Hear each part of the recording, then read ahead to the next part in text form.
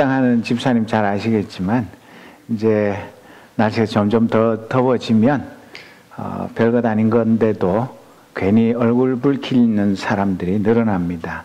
여러분들 혹시 보셨는지 모르지만 한국에서 몇 년 전에 끝났습니다마는 그 불만 제로 이런 TV 프로 보신 적 있습니까? 한 번이라도 본 기억 나세요? 그거 말고 또 불만 제로 업 말고 불만 제로도 있었습니다. 이게 뭐냐면 소비자들이 자기들이 산 제품에 대해서 여러 가지 불만이 있는 것을 접수해서 그 문제를 해결하는 그런 프로그램이었는데 꽤 인기가 있었는데도 불구하고 MBC에서 시사교양국을 폐지하면서 인기 있는 프로그램마저도 없애버렸습니다. 그러니까 자기네 이 불만 제로를 만들던 PD의 불만조차 그 MBC가 제대로 해결을 못했던 그런 웃지 못할 일들이 있었습니다. 그리고 여러분들이 보셨는지 모르겠지만 또 불평 없이 살아보기라는 책도 있었습니다. 그 책 표지 사진 좀 보여주실래요? 나중에 기회 되면 한번 이 책을 꼭 보십시오. 그리고 그 뒤에 그림도 한번 보여주시겠어요? 이 팔뚝에 뭔가 그 자주색 링을 차고 있죠. 이게 뭐냐 하면 21일 동안 불평 안 하면 이제 오른쪽에 있던 링을 왼쪽으로 이제 바꿔 차는 것이고, 그렇게 하는 건데 만약에 한 번이라도 불평을 하면 다시 처음부터 이렇게 시작을 하는 겁니다. 왜 하필이면 21일 동안 불평을 안 하는 훈련을 하느냐 하면, 여러분 그 암탉이 그 달걀을 낳아가지고 병아리로 부화하는데 며칠 걸립니까? 잘 모르죠. 여러분들 저기 누구야 그 에디슨처럼 막 그 알을 품고 닭장 안에 들어가 보고 그러지를 않으셔서 잘 모르실 거예요. 21일 걸린다고 합니다. 저도 시골에 살아봐서 21일 정확히 세보지는 않았지만 거의 맞습니다. 그래서 우리가 이 말의 습관을 고치는 것도 적어도 21일은 걸린다. 그래서 21일 동안 불평을 안 하는 것인데, 거기에 이제 어떤 훈련을 하느냐 하면 거기에도 4단계가 있는데 불평 없이 살아가는 1단계가 뭐냐면 의식하지 못하고 불평하는 단계. 나도 모르게 그냥 하루 종일 틈만 나면 불평을 그냥 밥 먹듯이 하는 단계. 그 다음 두 번째는 의식하면서 불평하는 겁니다. 내가 이러면 안 되는데 또 불평했네? 그러면 안 되지. 이러면서 이제 불평을 내가 하는 줄 알면서 하는 거. 세 번째 단계는 의식하면서 불평 안 하는 거예요. 하려고 그러다가 참아야지. 내가 또 불평할 뻔했네. 이렇게 참는 게 세 번째 단계고, 네 번째 단계는 아예 불평하는지 안 하는지도 다 잊어버리고 안 하고 사는 거. 궁극적으로 이 불평하지 않고 살아가는 그 훈련을 하는 목적이 불평 없이 살아가는 것입니다. 이걸 제일 처음 시작한 분이 누구냐면 윌 보웬 목사님이라는 분이 제안하고 이 책을 써가지고 전 세계적으로 수많은 사람들이 운동에 동참을 했습니다. 그러면 어떻게 생각하면 꼭 한국에서 가만히 있으라. 그 세월호 침몰해가지고 사람이 죽어가는데도 방송을 해가지고 밖에 나오지도 말고 꼼짝도 하지 말고 가만히 있으라 그래서 그 말 들은 사람 다 죽었잖아요. 그러니까 불평하지 말라는 말이 입 다물고 아무 말도 하지 말고 그냥 주는 밥 먹고 착하게 살아라, 그런 얘기는 아닙니다. 여러분, 미국에서는 한국하고 조금 달라서 클레임하고 컴플레인하고 이 단어를 분리해서 씁니다. 그럼 클레임과 컴플레인의 차이가 뭔지 아십니까? 여기 우리 경영학 하는 성광 집사님은 잘 아실 텐데, 클레임은 일반적으로 어떤 때 쓰느냐면 객관적인 관점에서 문제나 불만사항을 지적하고 수정 및 배상 요구를 하는 게 클레임입니다. 근데 이거는 누가 보더라도 잘못된 겁니다. 그러니까 뭐 제품을 샀는데 거기에 그 제품에 대해 설명했는데 영 아닌 그런 경우라든지, 약속을 했는데 약속을 지키지 않는다든지 뭐 이런 여러 가지 일들이 있고, 컴플레인은 어떤 때 쓰느냐 하면 컴플레인은 주관적인 관점에서 평가하고 불만을 제기하는 겁니다. 아니 식당에 갔는데 종업원이 음식을 갖다 주는데 왜 이렇게 인상을 쓰는 거야? 그렇게 정중하게 놔야 되는데 왜 이렇게 놓는 거야? 나한테 불만 있어? 뭐 왜 나보고 이러는 건데? 이런 식으로 다른 사람은 가만히 있는데 내가 기분 나쁘니까, 아니 이거 사람 차별하는 거 아니야? 내가 백인 아니라고 좀 없어 보인다고 뭐 사람을 우습게 보는 거 아니야?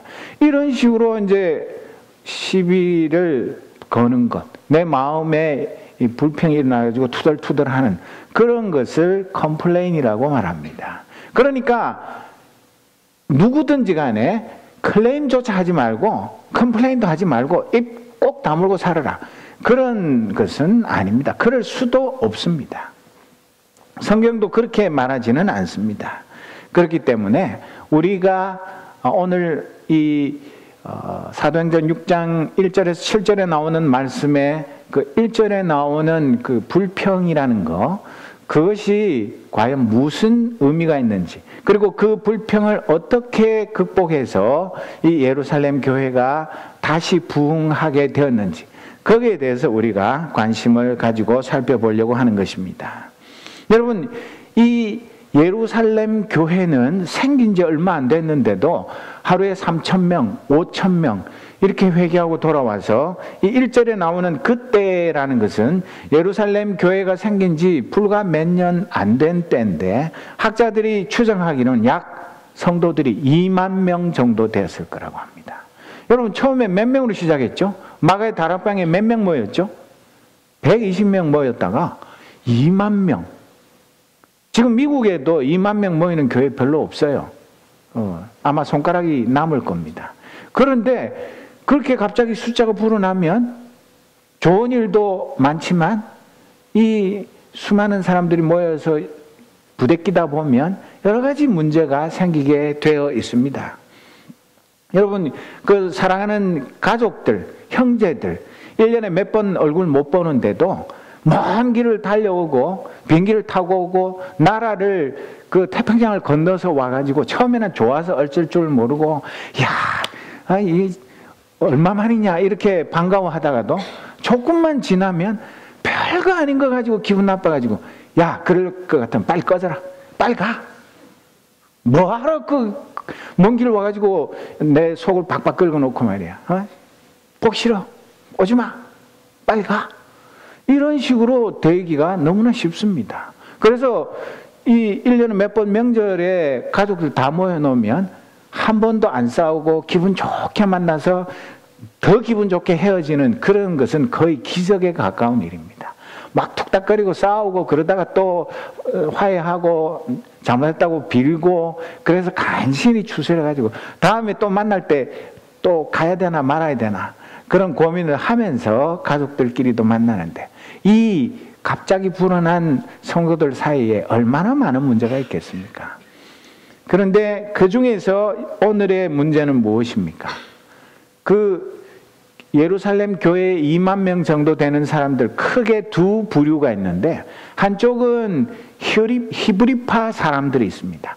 원래 그 팔레스타인에서 태어나서 그 아람어, 히브리어를 쓰는 그런 사람들, 이 사람들이 주류입니다. 그리고 또 한 부류의 사람들은 헬라파 유대인들입니다. 이 팔레스타인 지역 밖에서 태어나가지고 꼭 그 히브리어나 아람어보다 헬라어가 더 유창한 사람들입니다. 우리도 그렇지 않습니까? 여기 보면 1.5세, 2세들은 한국 사람인데, 겉은 한국 사람인데 영어가 훨씬 한국말보다 더 편해가지고 엄마하고 아들하고 이야기하는데도 이게 커뮤니케이션이 잘 안 되는 그런 경우도 있듯이, 이 헬라파 유대인들과 히브리파 유대인들도 성령으로 이렇게 하나가 되어서 한 교회에서 신앙생활을 하지만, 좋을 때는 좋은데 무엇 때문에 불평이 생겼냐면, 그때도 과부들이 많았고 지금도 그렇지만 과부들은 사회적으로 약자입니다. 힘이 없습니다. 경제적으로 어려움을 당합니다.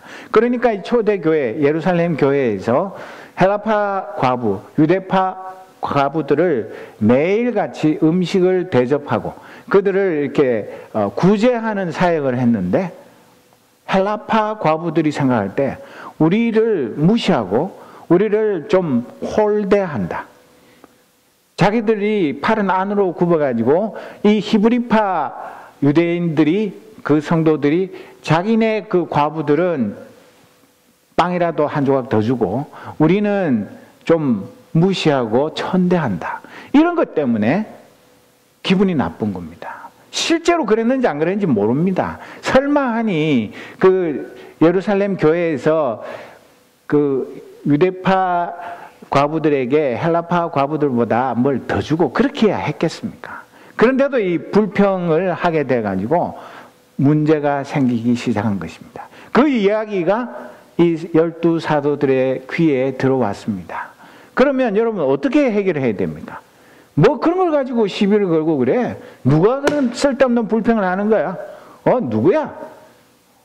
아직도 뭘 이렇게 성령 충만하고 은혜 충만한 우리 예루살렘 교회에 다니는 사람 중에 그런 쓸데없는 소리를 짓거리는 사람, 그런 사람이 누구야?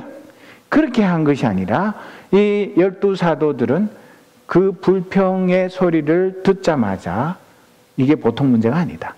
이걸 그냥 적당하게 넘겼다가는 큰 문제가 생기겠다. 그런 위기의식을 가지고 전 교인들을 소집해가지고 자기들이 의논한 바를 제안을 한 것입니다. 어떻게 해요? 이 사람들이 생각할 때에 이 작은 불평 하나가, 이 불평 바이러스가 한번 번지기 시작하면 그 전염병 번지듯이 그냥 순식간에 번져서 완전히 헬라파와 유대파 성도들 간에 그 실력 대결을 하고, 그래서 교회가 두 쪽 날 그런 가능성이 있는 겁니다. 그래서 자기들이 성도들 앞에서 우리 사도들이 원래 해야 하는 일은 무엇입니까? 우리는 기도하고 하나님의 말씀을, 복음을 전하는 일, 그것을 위해서 부름을 받은 사람들입니다. 그런데 우리가 지금까지는 그것도 하고 또 구제하는 이런 봉사하는 일도 했는데 이제 그때가 넘었습니다.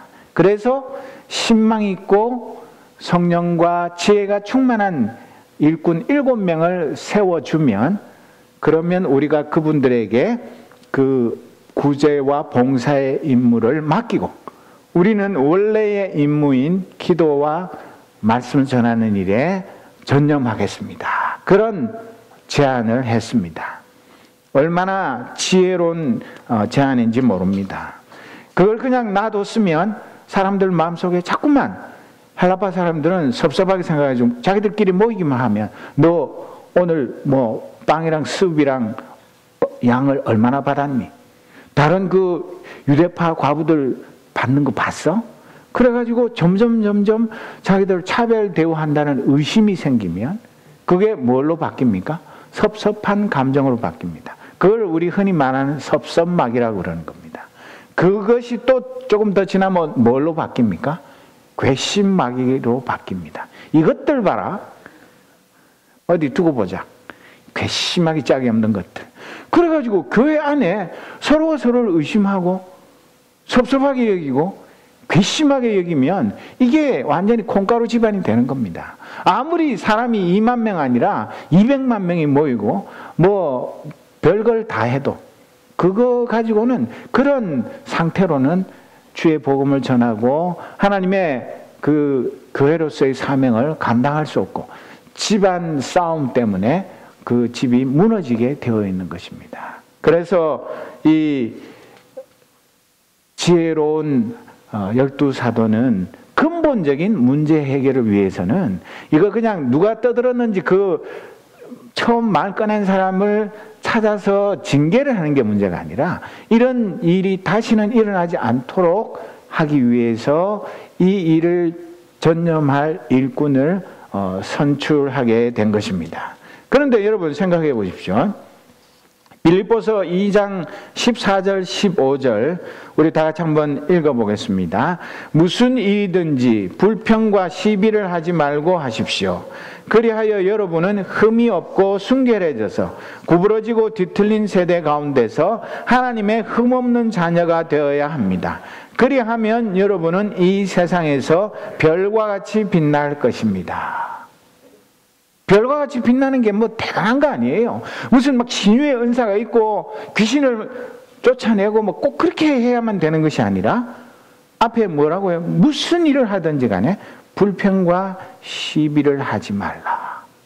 좀 내가 못마땅한 게 있고 그런 게 있어도 그냥 이 사람 저 사람 만나가지고 막 이렇게 떠벌리는 그런 거 하지 말고 언제나 온유한 마음, 겸손한 마음, 남을 낮게 여기는 마음으로 모든 일들을 해서 흠이 없고 순결해져서 하나님의 흠없는 자녀가 되라고 말합니다.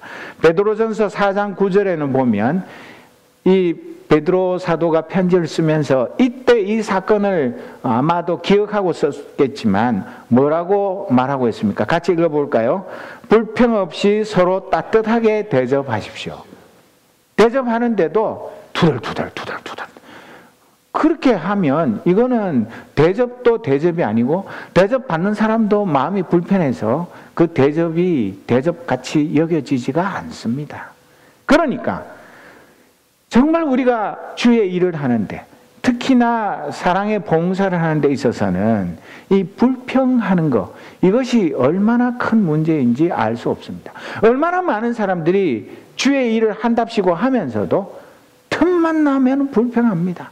뭐 나는 이렇게 열심히 고생하는데 누구는 팽팽 앉아서 놀고 있고 나는 이렇게 두 가지 세 가지 일을 정신없이 하고 있는데 어떤 사람은 한 가지도 제대로 안 하고 난 도대체 뭐냐?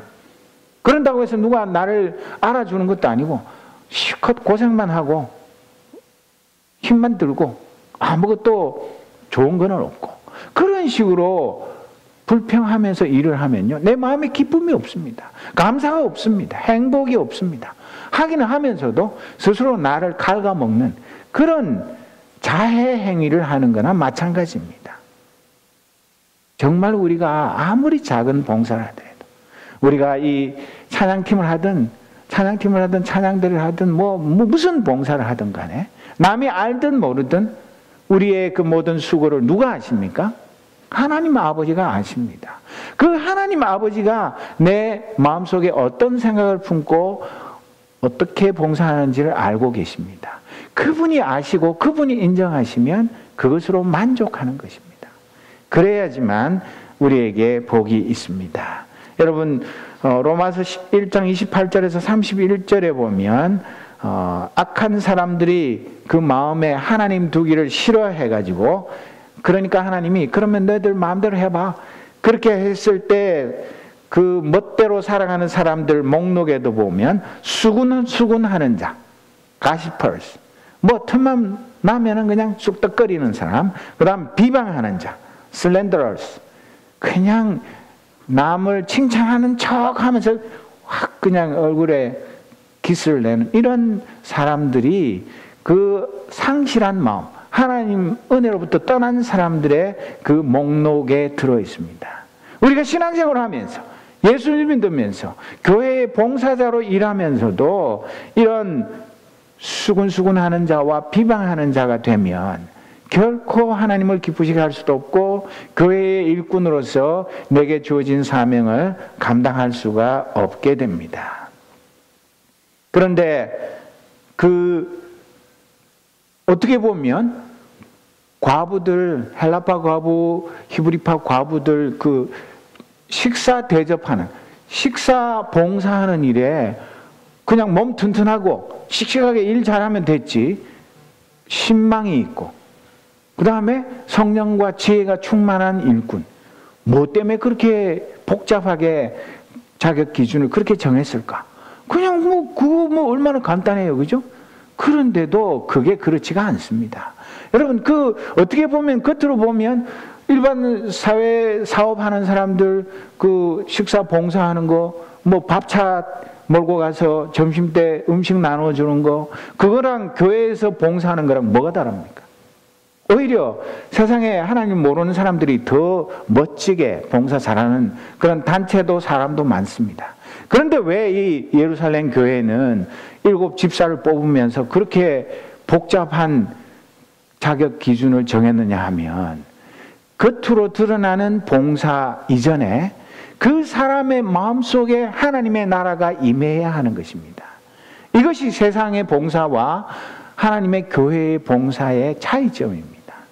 그래서 이 7 집사를, 그런 사람을 뽑았는데, 놀랍게도 일부러 그런 건 아니지만 7명이 모두 다 헬라파 일꾼들입니다.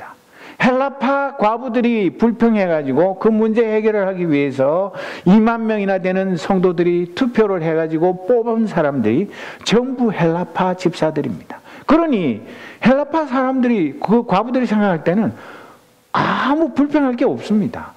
전부 히브리파 집사들 뽑았다고 생각합니다.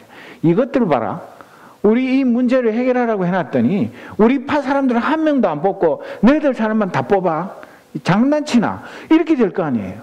전혀 그런 것이 아니라, 뽑다가 보니까 저절로 그렇게 된 거지만 너무나 은혜롭게 모든 일이 진행이 되었습니다. 그리고 이 사람들은 처음의 목적은 그 과부들에게 음식을 대접하는 그 봉사의 일을 맡기려고 뽑았지만, 그 뒤로 가면 성경을 가르치고 복음을 전하는 일에도 사도들과 동역을 하는, 그래서 큰 일을 감당하는 그런 예루살렘 교회의 아주 중요한 일꾼들이 된 것을 성경은 증언하고 있습니다. 작은 일에 하나님의 뜻에 맞게 충성하는 사람은 하나님께서 큰 일을 맡기시는 것은 옛날이나 지금이나 똑같습니다. 우리가 생각할 때 가장 작은 것, 저거 그 창고에 있는 거 테이블 굴려가지고 와서 자리 펴고 의자 갖다 놓고 나중에 친교 시간 끝나면 도로 제자리 갖다 놓고 쓰레기통 그거 비우는 거, 어떻게 보면 제일 하찮고 별거 아닌 것 같지만 어떤 마음으로 그런 봉사를 하느냐, 그 중심을 하나님 보시기 때문에, 목사라고 해서 앞에서 말씀을 전하는 일은 귀하고 청소하고 남이 보이지 않는 데서 수고하는 것은 별로 중요하지 않고 그런 것 절대로 아닙니다.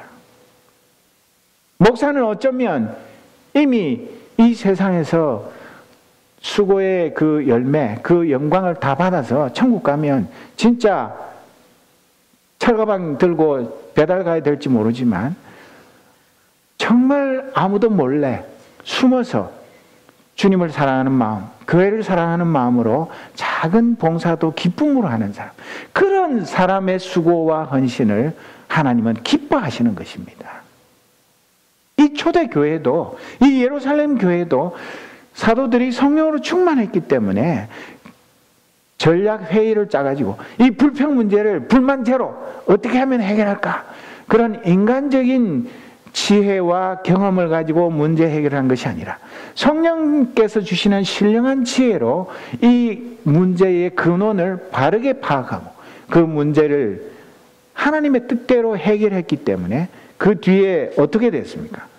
그 사탄은 이 초대교회가 점점 부흥하는 것에 대해서 배가 아프고 어떻게든 공격하고 태클을 걸어가지고 그 성장 속도도 줄이고 할 수만 있으면 집안 싸움이 일어나서 뿔뿔이 흩어지게 만들려고 했지만 7절 말씀에 보면 하나님의 말씀이 계속 퍼져나가서 예루살렘에 있는 제자들의 수가 부쩍 늘어가고 제사장들 가운데서도 이 믿음에 순종하는 사람들이 많았다. 1절에 보면 숫자가 막 늘어났다 그랬죠. 그런데 사탄이 헬라파 과부들 마음을 휘저어가지고 불평을 하게 만들었죠. 그런데 사도들과 온 성도들이 이 문제를 하나님의 뜻대로 지혜롭게 해결하니까 그 전보다 더 교회가 영적으로 양적으로 부흥하고 성장하게 된 것입니다. 처음에 불평하던 마음이 있었지만 그 불평이 변해서 감사가 되고 찬송이 되고 그 교회 안에 불평이 온통 전염병처럼 퍼진 것이 아니라 하나님이 주시는 참된 평화, 샬롬이 온 교회 공동체 안에 가득 차게 되었을 때 감히 사탄이 더 이상 교회의 부흥과 성장을 방해하지 못하고 더 교회가 부흥하고 성장하게 된 것입니다. 그뿐만 아니라 예수님 당시에도 예수님을 핍박하고 예수님을 십자가에 처형하는데 제일 앞장섰던 그룹이 제사장 그룹 아닙니까? 그들의 눈으로 볼 때는 예수님은 저 갈릴리 저 시골뜨기, 배운 것도 없고 가진 것도 없고 가방끈도 짧고 흙수저 물고 태어난 저 무식하기 짝이 없는 돌팔이, 그렇게 생각하면서 끝까지 예수님을 반대하고 십자가 처형하는 일에 앞장섰던 그 제사장 그룹에서도 이 복음을 듣고 회개하고 돌아와서 교회 안에 왔는데 내가 제사장인데 나는 특석에 앉아달라고 그런 것이 아니라 제일 뒷자리에서 가장 겸손하게 함께 신앙생활을 하는 것을 볼 때 그 예루살렘 교회 성도들의 마음에 얼마나 기쁨과 감사가 넘치겠습니까? 하나님께서 그 교회와 그 성도들과 함께 하시는 확실한 증거가 이 복음에 제일 앞장서서 반대하던 그 제사장 그룹이 회개하고 돌아오는 그런 은혜를 베풀어 주셨습니다.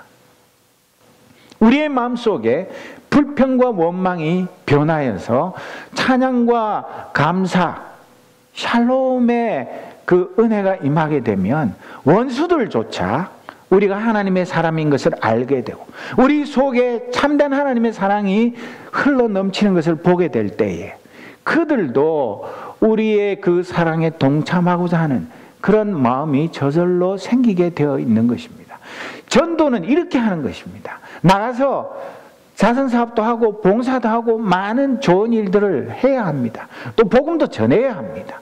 그 이전에 우리 교회 성도들 마음이 하나가 되고 우리의 마음속에 하늘의 기쁨이 임하고 서로가 서로를 사랑으로 섬기는 이런 은혜가 임할 때에 우리가 굳이 말하지 않아도 이 아가페 사랑의 향기가 주위로 널리 퍼져나가서 사랑에 목마른 수많은 사람들이 하나님의 사랑 앞으로 몰려오게 되어 있는 것입니다. 지금도 마찬가지입니다.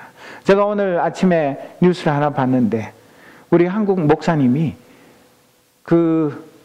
미국에서 제일 필라델피아에서도 그 살인 사건이 제일 많이 나는 그런 끔찍한 그 슬럼가에 거기에 맨몸으로 들어가서 그 흑인 아이들하고 여름 방학 때는 그 한 달 동안 길을 막아놓고 아이들하고 같이 거기에서 여름 성경학교를 하고 그 흑인들이 장례식 치르면 가서 같이 울어주고 또 이런저런 일로 법원에 가야 될 일이 있으면 같이 법원에 가서 그 모든 것들을 돌보아주는 그냥 가장 낮은 자리에서 그 사람들의 친구가 되어주고 위로자가 되어주고 그들을 진심으로 사랑으로 섬기는 그 일을 계속하니까 처음에는 6개월 동안 동양 사람이 그 아무도 전부 흑인밖에 없는 그 동네에 들어오니까 저 뭐하는 인간이야? 뭐 때문에 우리 동네에 왔어?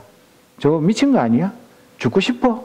그렇게 생각하고 말도 한마디 안 하다가 가만 보니까 동네 청소하고 그 꽃도 화분 같은 거를 이렇게 거리에다 놔두고 아무 말 없는 가운데 사랑을 베풀기 시작하니까 사람들이 아이들부터 와서 친구가 되고 말을 걸고 점점 친해져서 알고 보니까 자기들을 사랑으로 섬기기 위해서 온 천사와 같은 사람이라는 것을 알고 난 다음에 그들이 마음을 활짝 열고 정말 예수님의 사랑을 온몸으로 받아들이는 그런 일을 지금도 계속하고 있는 그 목사님, 우리 한국 목사님인데 그 이야기를 읽으면서 참 마음이 얼마나 기쁘고 감사한지 이런 목사님도 아직도 계시는구나.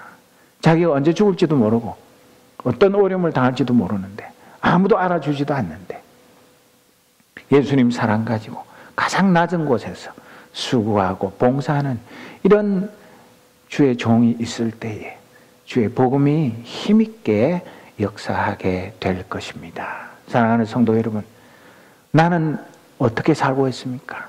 내가 하루 종일 하는 말 속에 불평의 말은 없습니까? 내가 정말 주일 교회에 와서 찬송하고 말씀 듣고 친교하는 시간에 하는 이것이 엿새 동안 내 삶 속에서도 계속 연장되어서 찬송하고 말씀의 은혜 누리며 또 서로 사랑으로 섬기는 그런 삶을 계속 살아갑니까? 아니면 주일에 요 특정한 공간 여기에서만 그렇게 하고 돌아서서 차 타고 나갈 때부터 시작해서 다시 옛사람으로 돌아가서 틈만 나면 세상 사람들과 똑같이 불평하고 원망하고 짜증내고 신경질 부리고 나 한 사람 때문에 다른 사람들까지 다 불쾌한 기분을 갖게 만드는 그런 사람인지 오늘 나 자신을 잘 살펴보아야 합니다.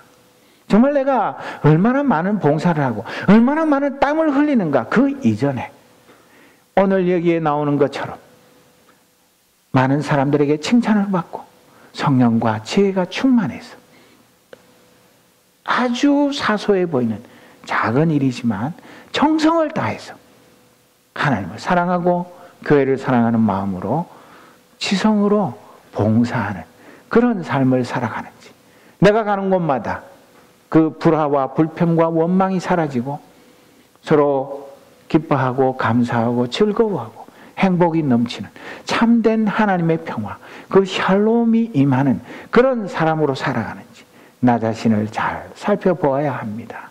우리 하나님은 우리 한 사람 한 사람이 화평케 하는 자, 피스메이커로 이 땅에 살아가면서 이 세상에 믿지 않는 자들이 우리를 보고 우리가 진짜 하나님의 아들, 하나님의 딸인 것을 알게 하시기 위해서 예수님 십자가에서 내 죄를 대신해서 죽으셨습니다.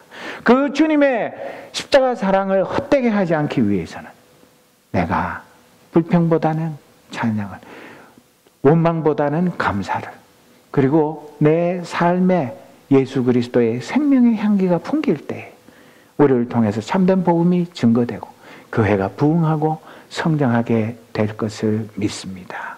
우리 오늘 여기 예배드리는 모든 식구들이 정말 앞으로 남은 생에는 우리가 꼭 팔뚝에 21일 동안 불평 안 하는 거, 그거 링을 안 차더라도 우리의 삶 속에서 기쁨과 감사와 찬양의 그 향기가 풍겨나는 그런 하나님 나라의 귀한 일꾼으로 충성을 다하여 우리 주님 앞에 서는 날 생명의 면류관, 영광의 면류관 받는 저와 여러분이 되시기를 주님의 이름으로 축복합니다. 기도하겠습니다. 하나님 아버지, 우리는 주님을 사랑하고 교회를 사랑한다고 말하면서도 하나님이 왜 나에게 더 많은 복을 주시지 않는지, 또 다른 사람들이 왜 나를 알아주지 않는지, 칭찬하고 존경하지 않는지, 이런저런 불평과 원망 속에서 스스로 낙심하고 스스로 섭섭한 마음을 감당을 못할 때도 많습니다. 나만 손해보는 것 같고 나만 억울한 것 같고